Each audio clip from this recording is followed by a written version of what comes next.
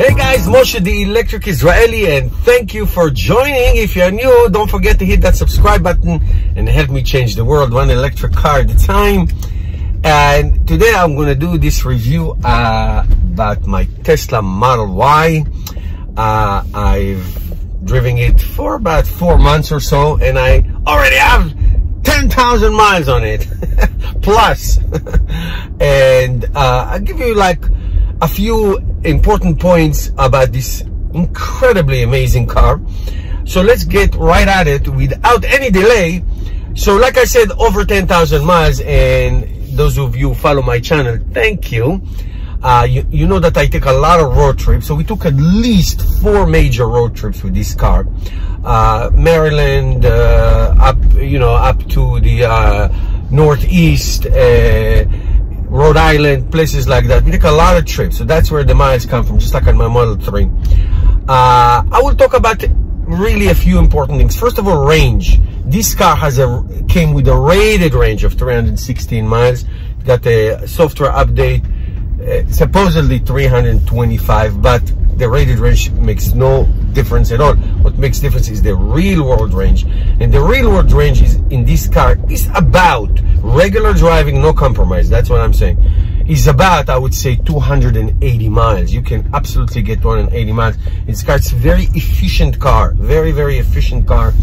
The watt-hour per mile can range between 250 to 270-ish watt-hour per mile, which is very, very good. It's by far more efficient than the Tesla Model 3, even though it is bigger and they have the same battery. So that's incredible. The only thing I did not do with this car, and I will very soon, is a rigorous winter test, winter trip. Now we are getting close to the end of November. About Christmas time, we are planning a trip to the far northeast, Maine and Vermont, snow area, Maine, Vermont, and New Hampshire, all these places. So that would be an incredible test.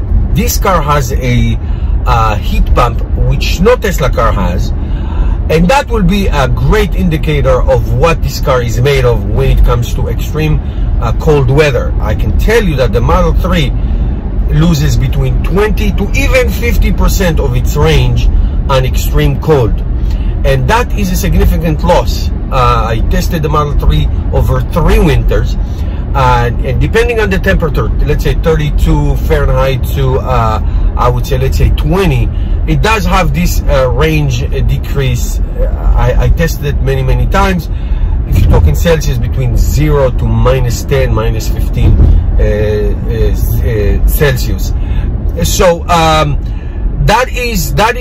that's something that I don't know. We'll see how it performs. It is an all-wheel drive, unlike my Model 3, which is a rear-wheel drive. So it will do very, very well in the cold weather in terms of grip and snow driving.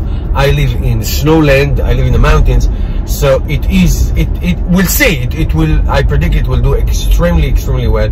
One of the greatest things about this car, besides its great acceleration and power, really a powerful car, it is a great road trip. It really is, because it is a hatch, 68 cubic feet of cargo space. So it's wonderful for family trips. You can put a lot of stuff in it. The interior design, as you can see behind me, the glass roof and all that, is just unbelievable. The headroom is tremendous. Look, I'm a big guy. I don't know if it shows in the videos. I'm a 6'2", 200 plus. Leave the plus alone. And it's so comfortable seating, both front for the driver and in the rear. Okay, I've sat in the back seats, no problem. Now, as far as issues with this car, I did have a saga, I call it, not an issue, a saga. There was a lot of water condensation at the rear tail light on the left, which took 2 or 3 appointments until they got the right part and they replaced it. There are fit and finish issues. There are. I'm not that guy who will take the cars that fix me this 1 millimeter gap. I don't care. If water doesn't come in, I don't care. I'm not aesthetic that way. I don't care about that. But the water in the taillight, of course I get. First of all, it looked ugly. Second of all, it shouldn't be that way. So it was fixed by Tesla Mobile. Dude, he's a great guy. He came twice, so he fixed that. A couple little things that were no big deal. But other than that, the car is really built well. It does have the basic autopilot, which I use all the time. We'll see about upgrade in the future. I don't know. We'll see about that. But I would say this is by far, and I owned endless amount of cars. This is by far the best car I own. Really, I think this is the best, right now, the best Tesla. Now, I have to say that after I bought it, the price went down by $5,000, of course.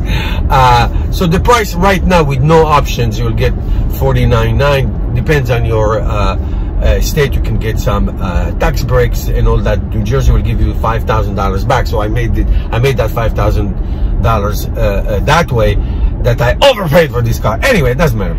So I would say the greatest thing about this car is the cargo and the interior and the ability to do great family road trips. Great, not good, great. The power, it's powerful car. Obviously it's a Tesla, so the interior is amazing. It's simple, it's streamlined, and it's just Teslas are amazing. And of course the supercharging networks that you can take this car almost anywhere you want. So that's great about that. And I think at this point the price is good, because you will save a lot of money over the years, what called total ownership cost. So that is great. It is really a fabulous car, really a fabulous car. I would highly recommend it. And for people who, you know, like older in the age, let's say 40 and up, it's a great car, comfortable, because it's easy in and out. It's tall, very tall. It's like almost 8 inches, 7 inches taller than the Model 3 in terms of getting in and out. So you would love it. It's a wonderful car. And these are the main thing. Now, again, one last thing before I do, and I'll do test about it, is the winter driving. It's the winter range. I'm curious to know that. I'm curious to test it. And as you know, I test real world range, real world test. I don't do any compromises. So you get a sense of what it is that you buy. Okay, guys, I'm sure you have questions. Put them down below. Hope you enjoyed this. See you tomorrow.